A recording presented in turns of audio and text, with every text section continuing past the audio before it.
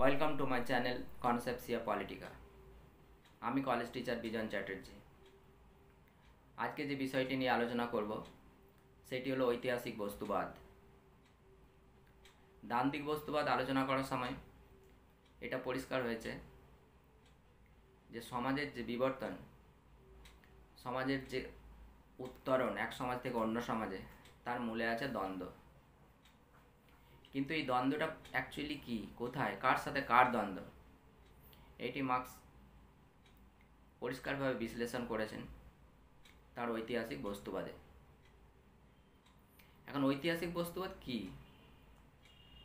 সাধারণভাবে যদি আমরা বলি তাহলে বলা যায় যে ঐতিহাসিক বস্তুবাদ হলো সমাজ বিবর্তনের ইতিহাসে দ্বন্দ্বমূলক বস্তুবাদের প্রয়োগ।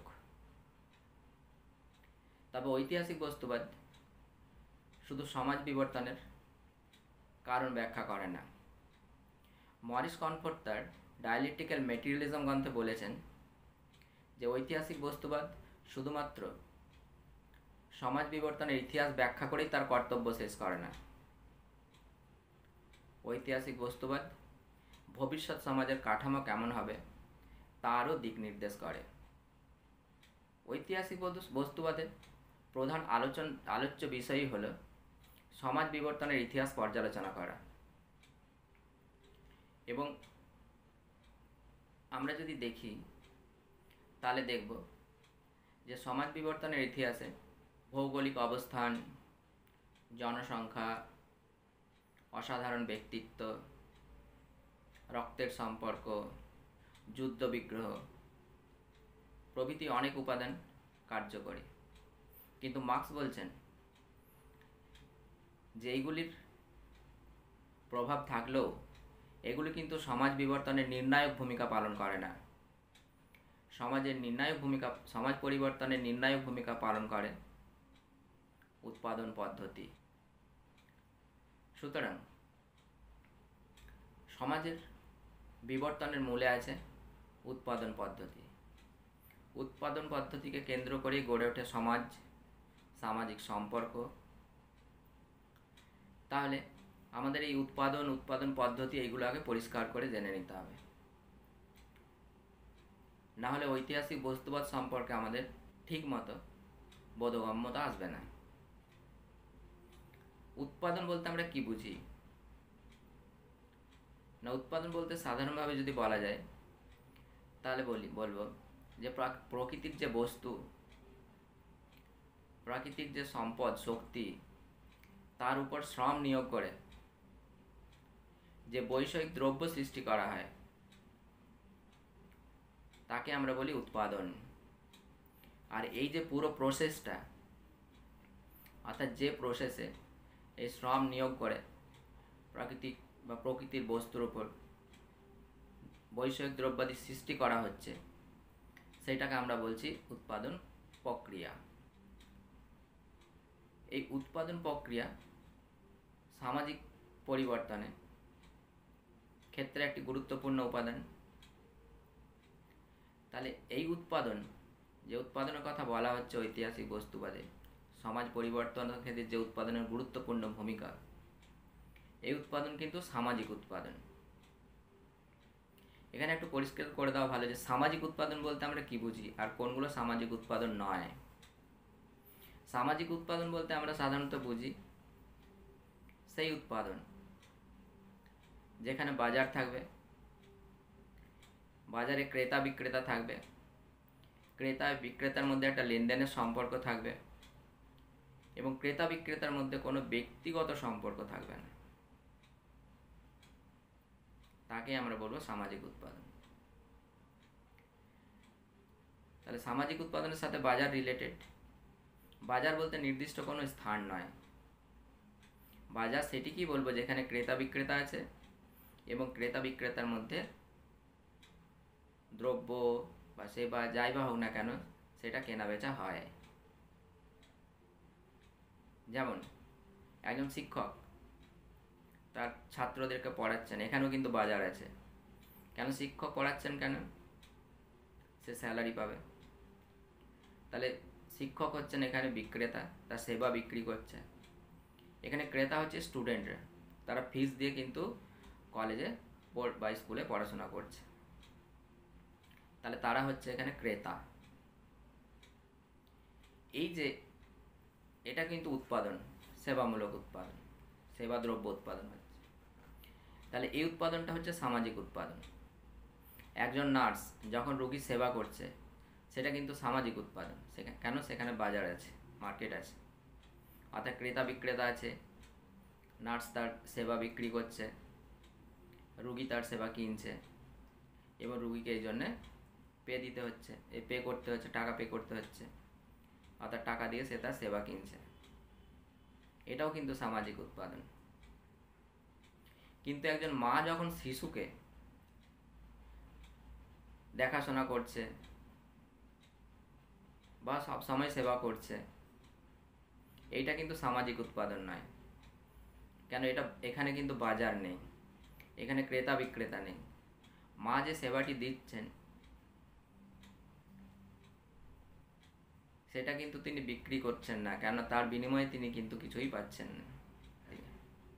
সুতরাং এই ধরনের উৎপাদনগুলো কিন্তু আমাদেরকে এই ঐতিহাসিক বস্তুবাদী আলোচনার মধ্যে আসবে না। এখন এই যে উৎপাদন পদ্ধতি, এই উৎপাদন পদ্ধতি দুটো দিক আছে বা দুটো প্রধান উপাদান। সেই দুটো প্রধান উপাদান কি কি? একটা হচ্ছে উৎপাদন শক্তি এবং একটা হচ্ছে উৎপাদন সম্পর্ক। উৎপাদন শক্তিটা কি এবং উৎপাদন সম্পর্ক কি, এগুলো সম্পর্কে পরিষ্কারভাবে জেনে নিতে হবে। উৎপাদন শক্তি বলতে আমরা কি বুঝি? অর্থাৎ উৎপাদন প্রক্রিয়া, উৎপাদন শক্তি বলতে আমরা বুঝি যে শ্রমিক প্রধান এবং তার শ্রম, এছাড়া শ্রমিক উৎপাদন কার্য করতে গিয়ে যেসব আনুষঙ্গিক যন্ত্রপাতি ব্যবহার করে সেই সবের সমন্বয়ে তৈরি হয় উৎপাদন শক্তি। অর্থাৎ কাস্তে, হাতুড়ি, কোদাল, গাঁইতি, বর্তমানে অনেক উন্নত প্রযুক্তি, বড় বড় মেশিন, যন্ত্রপাতি যেগুলো ব্যবহার করা হয়, এসবই হচ্ছে উৎপাদন শক্তি। এই জন্যে একটা জিনিস যদি আমরা লক্ষ্য করি তাহলে দেখব যে সিপিএমের যে পতাকা, সেই পতাকার যে সিম্বলটা, সেই সিম্বলটা কিসের সিম্বল? কি থাকে সেখানে? কাস্তে, হাতুড়ি আর একটা তারা। তো এই কাস্তে আর হাতুড়ি এই দুটো হচ্ছে উৎপাদন শক্তির সিম্বল। এবং তারা, যেটা পরবর্তী ক্ষেত্রে, অর্থাৎ এই দুটো উপাদান হচ্ছে কিন্তু এই উৎপাদন শক্তির এই উপাদানগুলো হচ্ছে বিষয়গত উপাদান, এবং তারা যেটা হচ্ছে বিষয়গত উপাদান, যেটা পরবর্তী ক্ষেত্রে লেনিন যখন প্রাক্তন সোভিয়েত রাশিয়ায় সমাজতান্ত্রিক বিপ্লব করতে গেলেন তখন তিনি অনুভব করলেন যে এই যে দরিদ্র শ্রেণী, সর্বহারা শ্রেণী, তাদেরকে সংঘবদ্ধ করতে হবে, সংগঠিত করতে হবে। তাহলে সংগঠিত করতে গেলে কি করতে হবে না? শ্রমিক শ্রেণীর নিজস্ব একটা দল তৈরি করতে হবে এবং সেই দলকে পরিচালনা করার জন্য কি করতে হবে না? দক্ষ উপযুক্ত নেতৃত্বের প্রয়োজন। এই নেতৃত্ব হচ্ছে স্টার, অর্থাৎ সিম্বলটার কাস্তে, হাতুড়ি, তারার মধ্যে কাস্তে এবং হাতুড়ি এই দুটো হচ্ছে বিষয়গত উপাদান, তারাটা হচ্ছে বিষয়গত উপাদান। বিপ্লবের ক্ষেত্রে যে দুটি অপরিহার্য সমাজ বিপ্লবের ক্ষেত্রে। যাই হোক, এটা হলো উৎপাদন শক্তি। এবার উৎপাদন সম্পর্কটা কি না? উৎপাদন সম্পর্কটা হচ্ছে এই যে উৎপাদন প্রক্রিয়া, উৎপাদন পদ্ধতি, এই উৎপাদন পদ্ধতি চলতে গেলে কি হয় না? মানুষের সাথে মানুষের সম্পর্ক অবশ্যই গড়ে ওঠে, সামাজিক সম্পর্ক। এই সম্পর্কটা মূলত শ্রমিকের সাথে মালিকের সম্পর্ক। এই সম্পর্কটাকে বলা হয় উৎপাদন সম্পর্ক। তাহলে একদিকে হচ্ছে উৎপাদন শক্তি, প্রোডাক্টিভ ফোর্স, এবং অন্যদিকে হচ্ছে কি? Productive relations. এই প্রোডাক্টিভ রিলেশনস এবং প্রোডাক্টিভ ফোর্স এই দুটো মিলেই উৎপাদন কার্য সম্পন্ন হয়। তাহলে এই উৎপাদন শক্তির সাথে উৎপাদন সম্পর্কে সবসময় একটা ব্যালেন্স থাকতে হবে, ভারসাম্য থাকতে হবে। যতক্ষণ ভারসাম্য থাকবে ততক্ষণ সমাজ কিন্তু স্থিতাবস্থায় থাকবে। কিন্তু উৎপাদন শক্তির সাথে উৎপাদন সম্পর্কে সবসময় ভারসাম্য রক্ষা হয় না, কারণ উৎপাদন শক্তি খুব দ্রুত পরিবর্তনশীল, খুব দ্রুত পরিবর্তন হয়। তার সাথে সামঞ্জস্য রেখে কিন্তু উৎপাদন সম্পর্কের পরিবর্তন হয় না। অর্থাৎ উৎপাদন শক্তি কেন বলছি দ্রুত পরিবর্তন না, প্রথমে মানুষ যখন উৎপাদন করেছে গাছের ডালকে হাতিয়ার হিসাবে ব্যবহার করেছে, তারপরে ধাতুর আবিষ্কার হয়েছে, লোহা তামা প্রভৃতির সাহায্যে সে উৎপাদন কার্য করেছে, এবং বর্তমানে আরও উন্নত হয়েছে, বিদ্যুতের আবিষ্কার হয়েছে, চাকার আবিষ্কার হয়েছে, অর্থাৎ বিভিন্ন যন্ত্রপাতি উন্নত। তাহলে যত বেশি এগুলো উন্নত হতে থাকবে উৎপাদন শক্তি তত বেশি উন্নত হতে থাকবে, এবং উৎপাদন শক্তি যত উন্নত হতে থাকবে উৎপাদনও তত বেশি হতে থাকবে, এবং উৎপাদন যত বেশি হতে থাকবে তত লভ্যাংশ বেশি আসতে থাকবে।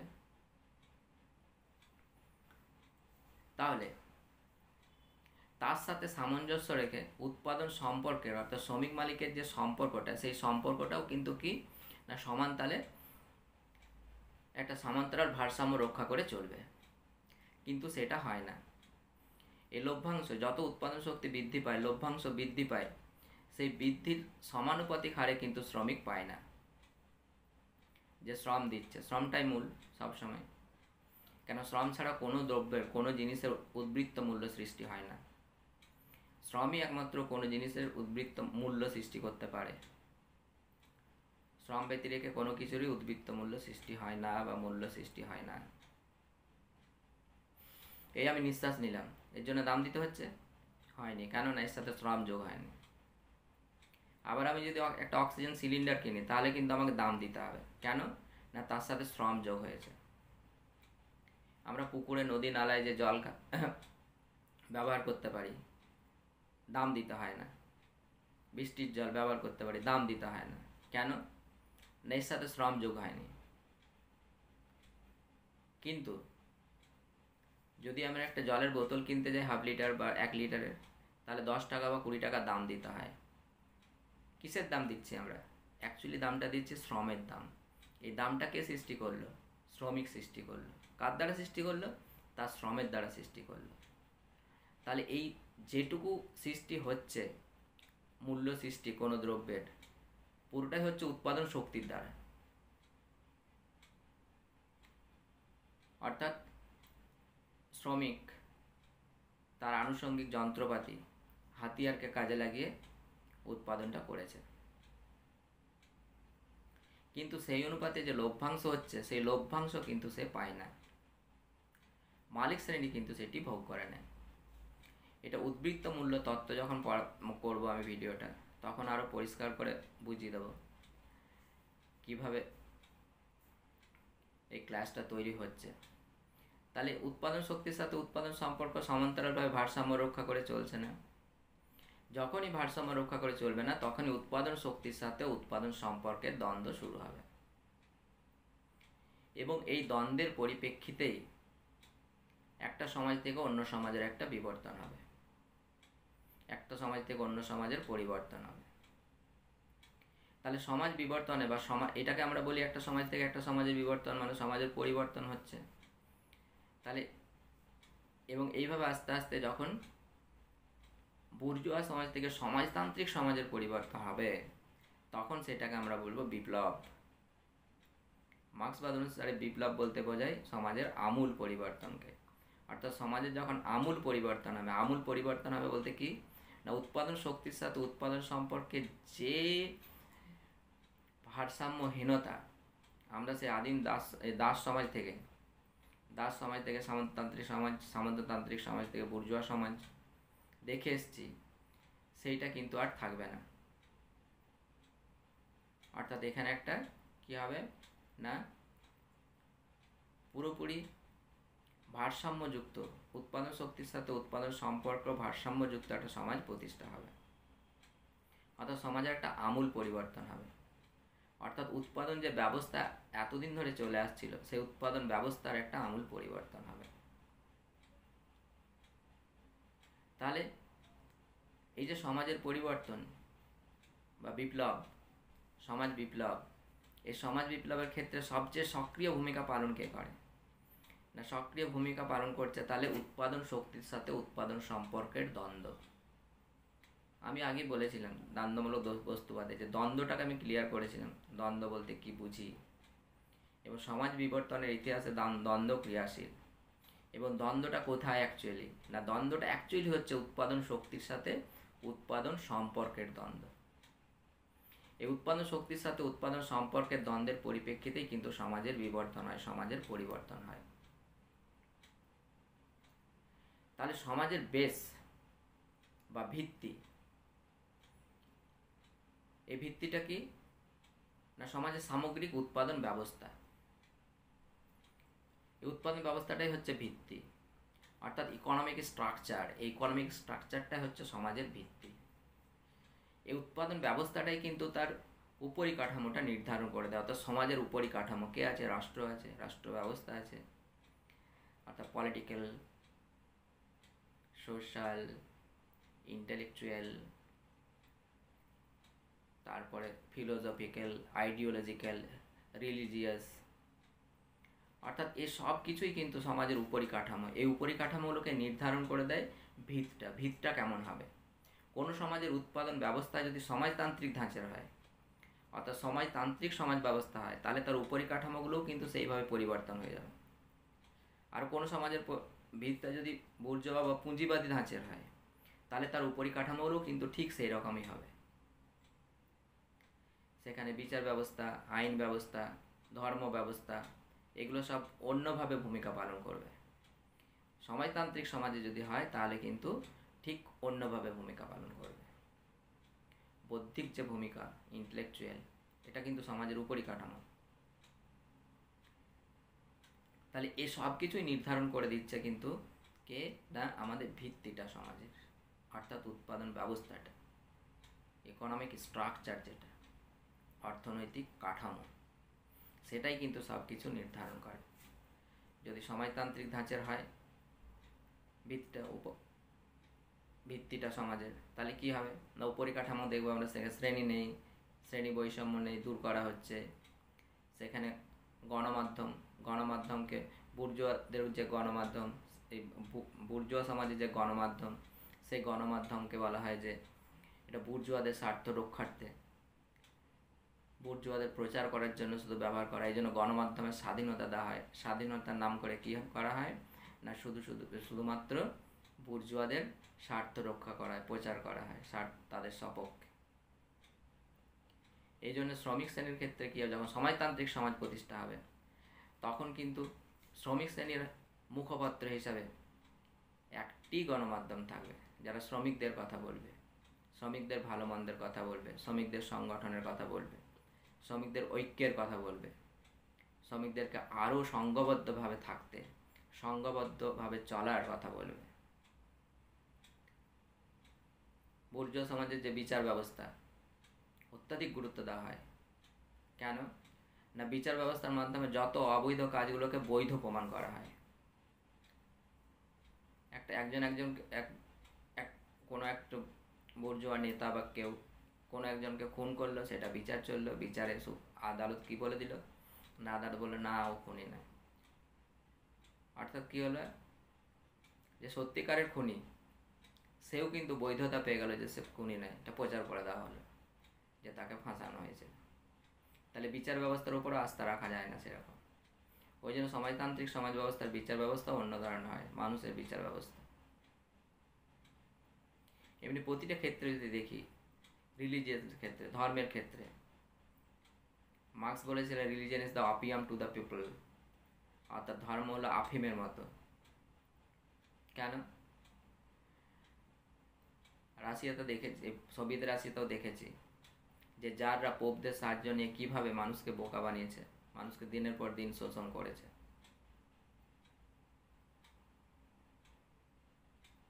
ধর্ম সবসময় শাসক শ্রেণীর স্বার্থ রক্ষার্থে কাজ করেছে, এবং ধর্মকে কাজে লাগিয়ে মানুষের ধর্মীয় প্রভেদ ঘটিয়ে, ধর্মের বিভেদ ঘটিয়ে দিয়ে কিভাবে শাসক শ্রেণী মানুষকে বা শোষিত মানুষকে ঐক্যবদ্ধ হতে দেয়নি, বিচ্ছিন্ন করে রেখেছে একে অপরের থেকে। সুতরাং সমাজতান্ত্রিক ধাঁচের যদি উৎপাদন ব্যবস্থা হয়, তাহলে উপরিকাঠামোগুলো সব কিন্তু পরিবর্তন হয়ে যাবে। সেখানে যে রাষ্ট্রকে দেখছিলাম বুর্জোয়া রাষ্ট্র, বুর্জোয়া রাষ্ট্রে যে বিপ্লব দেখেছি, সে বিপ্লব এক শাসক শ্রেণী সরিয়ে আরেক শাসক শ্রেণী, এটা কোনো পরিবর্তন নয়। অর্থাৎ সেখানেও সেই শোষক থাকলো, শ্রেণী শোষণ থাকলো, শ্রেণী থাকলো, সবই থাকলো, ব্যক্তিগত সম্পত্তি সবই থাকলো। কিন্তু সমাজতান্ত্রিক সমাজের যে রাষ্ট্র গঠন হবে বা রাষ্ট্রের যে চালিকা শক্তি, সেই চালিকা শক্তি কাদের হাতে থাকবে? সর্বহারা শ্রেণী, এতদিন ধরে যারা শোষিত সংখ্যাগরিষ্ঠ মানুষ, সেই মানুষের হাতে। তাদের সরকার কায়েম হবে। তাহলে তাদের সরকার কায়েম হলে রাষ্ট্রীয় যে চরিত্র, সেই চরিত্রটা সম্পূর্ণ পরিবর্তন হয়ে যাবে। সেই রাষ্ট্র কাদের স্বার্থে কাজ করবে? বুর্জোয়া রাষ্ট্রে যে রাষ্ট্র বুর্জোয়াদের স্বার্থে, কতিপয় মানুষের স্বার্থে কাজ করছিল, এখানে তারা কার সাথে কাজ করবে? সংখ্যাগরিষ্ঠ সর্বহারা শ্রেণী, শোষিত, লাঞ্ছিত, নিপীড়িত শ্রেণী, সেই শ্রেণীর সপক্ষে কাজ করবে। তাহলে এইভাবে সমাজের উপরিকাঠামোটা পরিবর্তন করতে গেলে আগে ভিত্তিটার, অর্থাৎ সুপার স্ট্রাকচার পরিবর্তন করতে গেলে বেসটার পরিবর্তন করা আগে প্রয়োজন। এটাই মার্কস বলেছেন। তবে অনেকে সমালোচনা করেন যে উপরিকাঠামোর কি কোনো ভূমিকা নেই বেসটাকে পরিবর্তন করার? মার্কস কিন্তু এটাই বলেননি যে উৎপাদন ব্যবস্থাটা পুরোপুরি নির্ধারণ করে দেয় একেবারে সব কিছু উপরিকাঠামোর। কেন? মার্কস পরিষ্কার বলেছেন, the mode of production of material life conditions, এ কথা মনে রাখতে হবে, conditions the social, political and intellectual life process in general. তাহলে মার্কস বললেন যে এই বৈষয়িক দ্রব্যকে কেন্দ্র করে যে উৎপাদন ব্যবস্থা, অর্থাৎ বৈষয়িক দ্রব্য সৃষ্টির জন্য যে উৎপাদন ব্যবস্থা, সেই উৎপাদন ব্যবস্থা কি করে? এটাই কন্ডিশনস করে দেয়, প্রভাবিত করে। কি প্রভাবিত করে? না উপরিকাঠামো রয়েছে social, political and intellectual life process, আর সামাজিক, রাজনৈতিক এবং বৌদ্ধিক জীবন প্রণালীকে। তাহলে আমরা যদি দেখি যে মার্কস কিন্তু বললেন না যে ডিটারমাইন করে দেয়, অর্থাৎ ডিটারমাইন কথাটা তিনি ব্যবহার করলেন না, তার পরিবর্তে কন্ডিশনস লাইফ কথাটা ব্যবহার করলেন। এটা বোঝার আছে। অর্থাৎ তিনি কিন্তু একবারই বলে দিলেন না সব কিছু নির্ধারণ করে দেয়, তিনি বললেন প্রভাবিত করেন, এগুলো প্রভাবিত করে। এবং অবশ্যই এটাকেই তিনি বললেন নির্ধারক শক্তি। অন্যগুলোর প্রভাব আছে, কিন্তু নির্ধারক শক্তি হচ্ছে উৎপাদন ব্যবস্থাটা। অর্থাৎ উৎপাদন শক্তি এবং উৎপাদন সম্পর্ককে কেন্দ্র করে যে দ্বন্দ্ব সমাজে, সেই দ্বন্দ্বের পরিপ্রেক্ষিতেই কিন্তু সমাজের পরিবর্তন, সমাজের বিবর্তন। অর্থাৎ আদিম সাম্যবাদী সমাজের পর প্রথম শ্রেণীবিভক্ত সমাজ যে দাস সমাজ, সেই দাস সমাজ থেকে আমরা যদি দেখি, তাহলে প্রত্যেক সমাজেই আমরা দেখব যে এই যে সমাজের বিবর্তন, সমাজের যে পরিবর্তন, এই পরিবর্তনের মূল প্রধান ভূমিকা কিন্তু নিয়েছে এই উৎপাদন ব্যবস্থা। অর্থাৎ উৎপাদন ব্যবস্থার মধ্যে যে দুটি উপাদান, উৎপাদন শক্তি এবং উৎপাদন সম্পর্ক, তার মধ্যেকার যে দ্বন্দ্ব, তার মধ্যেকার যে কন্ট্রাডিকশন, অর্থাৎ তার মধ্যেকার যে কনফ্লিক্ট, এটাই কিন্তু নির্ধারক ভূমিকা পালন করে। তাহলে সমাজের এই বেসটা যদি পরিবর্তন করা যায়, অর্থাৎ উৎপাদন ব্যবস্থাটা যদি পরিবর্তন করা যায়, তাহলেই কিন্তু অটোমেটিক্যালি কী হবে না সমাজের উপরিকাঠামোরও পরিবর্তন হয়ে যাবে, অর্থাৎ রাষ্ট্র চরিত্রেরও পরিবর্তন হয়ে যাবে। তাহলে একটা কথা এখানে পরিষ্কার যে সমাজ বিবর্তনে বা সমাজ পরিবর্তনের ক্ষেত্রে বৈপ্লবিক ভূমিকা পালন করে কিন্তু উৎপাদন শক্তি। কেন উৎপাদন শক্তি কিন্তু উৎপাদন সম্পর্ককে পরিবর্তন করতে বাধ্য করে। উৎপাদন শক্তি উৎপাদন সম্পর্ককে পরিবর্তন করতে বাধ্য করে বলেই আমরা একটা নতুন উৎপাদন সম্পর্ক পাই। যেমন দাস সমাজে দাস প্রভুদের সাথে দাসদের বা কৃতদাসদের যে ধরনের সম্পর্ক ছিল, সামন্ততান্ত্রিক সমাজে কিন্তু তার অনেকটা পরিবর্তন হয়েছে। আবার সামন্ততান্ত্রিক সমাজে সামন্ত প্রভুদের সাথে ভূমিদাসদের যে উৎপাদন সম্পর্ক, সেই সম্পর্ক কিন্তু অনেকটাই পরিবর্তন হয়েছে বুর্জোয়া সমাজে। কেন হয়েছে না, উৎপাদন শক্তি সবসময় বৈপ্লবিক ভূমিকা পালন করেছে। অর্থাৎ শ্রমিকদের থেকে, যারা শ্রম করছে, অ্যাকচুয়ালি যারা বৈষয়িক দ্রব্য উৎপাদন করছে, তাদের মধ্য থেকে বিদ্রোহ হয়েছে, দাস বিদ্রোহ হয়েছে। দাস বিদ্রোহের পরিপ্রেক্ষিতে সামন্ততান্ত্রিক সমাজ প্রতিষ্ঠা হয়েছে। আবার সামন্ততান্ত্রিক সমাজেও কি হয়েছে না, ভূমিদাসদের বিদ্রোহ হয়েছে, গরিব খেটে খাওয়া মানুষের আন্দোলন হয়েছে। অর্থাৎ সবসময় উৎপাদন শক্তি বৈপ্লবিক ভূমিকা পালন করেছে। এবং এরই পরিপ্রেক্ষিতে কি হয়েছে, একটা সমাজের পরিবর্তন হয়েছে এবং পরিবর্তনের পরিপ্রেক্ষিতে একটা নতুন উৎপাদন সম্পর্ক সৃষ্টি হয়েছে। এবং সর্বোপরি এই বুর্জোয়া সমাজে বা পুঁজিবাদী সমাজে বুর্জোয়া এবং প্রলেতারিদের মধ্যে যে কনফ্লিক্ট, দ্বন্দ্ব, মূল দ্বন্দ্বটা কিন্তু মাথায় রাখতে হবে। উৎপাদন শক্তির সাথে উৎপাদন সম্পর্কের দ্বন্দ্ব, অর্থাৎ উৎপাদন ব্যবস্থার পরিবর্তন।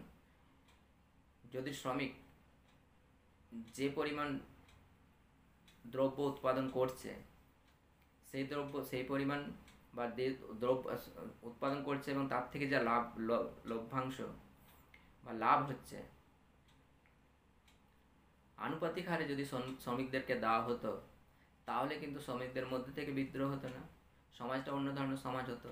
হ্যাভস এবং হ্যাভস নটদের এত ফারাক হতো না, অর্থাৎ বুর্জো এবং প্রলেতারিয়েত এই দুটো শ্রেণী তৈরি হতো না, সর্বহারা বলে কেউ থাকতো না। কিন্তু সেটা হয় না। না হওয়ার পরিপ্রেক্ষিতে কী হবে না, একটা নতুন সমাজ গঠিত হবে। সেই সমাজটি হচ্ছে সমাজতান্ত্রিক সমাজ, যেখানে অর্থাৎ মূল দ্বন্দ্বকে কেন্দ্র করে বুর্জোয়া সমাজে, অর্থাৎ শ্রমিক শ্রেণীর বা প্রলেতারিয়েত শ্রেণীর সেই শ্রেণী যে জাগরণ, সেই জাগরণের ফলে, আন্দোলনের ফলে, বিপ্লবের ফলে বুর্জোয়াদেরকে শাসন ক্ষমতা থেকে সরিয়ে দিতে হবে। নিজেদের শাসন ক্ষমতা দখল করে নিজেদের শাসন ক্ষমতা প্রতিষ্ঠা করতে হবে, অর্থাৎ সর্বহারার একনায়কত্ব প্রতিষ্ঠা করতে হবে। এই সর্বহারার একনায়কত্ব প্রতিষ্ঠা হওয়ার পর কি হবে না, সমাজে একটা বিশাল বৈষম্য, এই ধরনের একটা বৈষম্যমূলক উৎপাদন ব্যবস্থা, এই ব্যবস্থাটার পরিবর্তন করতে হবে। এই শ্রেণীটার আস্তে আস্তে বিলুপ্ত করতে হবে। হ্যাভস এবং হ্যাভস নটদের মধ্যে ফারাকটা আস্তে আস্তে দূর করে দিতে হবে। তাহলে কি হবে না, একটা নতুন সমাজ সৃষ্টি হবে। অর্থাৎ শ্রেণী থাকবে না, শ্রেণী শোষণ থাকবে না, ব্যক্তিগত সম্পত্তিও থাকবে না। এবং শ্রেণী শোষণ, ব্যক্তিগত সম্পত্তি অর্থাৎ ব্যক্তিগত স্বার্থ, এগুলো রক্ষার্থে যে রাষ্ট্র নামক যন্ত্রটি ছিল, সেই যন্ত্রটির প্রয়োজন থাকবে কি? থাকবে না। তাহলে একটা নতুন সমাজ প্রতিষ্ঠা হবে। সেই সমাজটা হচ্ছে সাম্যবাদী সমাজ। অর্থাৎ আদিম সাম্যবাদী সমাজ থেকে আমরা বিবর্তন হয়ে হয়ে আবার সেই সাম্যবাদে ফিরে যেতে হবে। তাহলে এই প্রধান ভূমিকা নিতে হবে সর্বহারা শ্রেণীকে, শোষিত, লাঞ্ছিত, নিপীড়িত মানুষকে। তাদেরকে বুঝতে হবে যারা প্রতি মুহূর্ত শোষিত হচ্ছে, তাদের শ্রমকে আত্মসাৎ করেই কিন্তু কি হচ্ছে, ধনীরা ধনী হচ্ছে দিনের পর দিন। তাহলে মার্কস যেটা বলতে চাইলেন ঐতিহাসিক বস্তুবাদে, যে সমাজের যে বিবর্তন, এক সমাজ থেকে অন্য সমাজে যে উত্তরণ, এই উত্তরণ এমনি এমনি হয়নি। বিভিন্ন কারণ থাকলেও, বাহ্যিক বিভিন্ন কারণ আছে থাকলেও, নির্ণায়ক ভূমিকা নিয়েছে কিন্তু এই উৎপাদন শক্তির সাথে উৎপাদন সম্পর্ক কেন্দ্র করে যে দ্বন্দ্ব, অর্থাৎ উৎপাদন সম্পর্কের সাথে উৎপাদন শক্তির যে দ্বন্দ্ব, সেই দ্বন্দ্বকে কেন্দ্র করেই কিন্তু সমাজের বিবর্তন, সমাজের পরিবর্তন হয়েছে, এক সমাজ থেকে অন্য সমাজের উত্তরণ হয়েছে, অন্য কিছু নয়। এই জন্য মার্কস বলেছেন যে হ্যাঁ, মানুষ ইতিহাস সৃষ্টি করে, কিন্তু মানুষ নিজের ইচ্ছায় ইতিহাস সৃষ্টি করে না। মানুষ নিজের ইচ্ছায় তার পরিবেশটাকে করতে পারে না, পরিবর্তন করতে পারে না। অর্থাৎ ধারাবাহিকভাবে প্রচলিত যে একটা নিয়ম, যে একটা পদ্ধতি, সেই পদ্ধতির পরিপ্রেক্ষিতেই কিন্তু কি হয়, মানুষও তার দাস, অর্থাৎ তারই পরিপ্রেক্ষিতে সমাজের পরিবর্তন হচ্ছে, ইতিহাস রচিত হচ্ছে। এটা আমাদের বুঝতে হবে। তাহলে ঐতিহাসিক বস্তুবাদ এর মূল প্রধান আলোচ্য বিষয়টাই হচ্ছে যে দ্বন্দ্বটা অ্যাকচুয়ালি সমাজের কোথায় এবং কাকে কেন্দ্র করে না, দ্বন্দ্বটা অ্যাকচুয়ালি হচ্ছে সমাজের উৎপাদন শক্তি এবং উৎপাদন সম্পর্ককে কেন্দ্র করে, এবং এই উৎপাদন শক্তি এবং উৎপাদন সম্পর্ককে কেন্দ্র করে, উৎপাদন শক্তি এবং উৎপাদন সম্পর্ককে কেন্দ্র করে যে দ্বন্দ্ব, কন্ট্রাডিকশন, এই দ্বন্দ্বের পরিপ্রেক্ষিতেই কিন্তু হয় সমাজ বিপ্লব, সমাজের পরিবর্তন।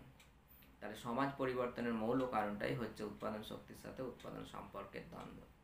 ঐতিহাসিক বস্তুবাদী আলোচনা এটাই হচ্ছে মূল আলোচ্য বিষয়। নমস্কার।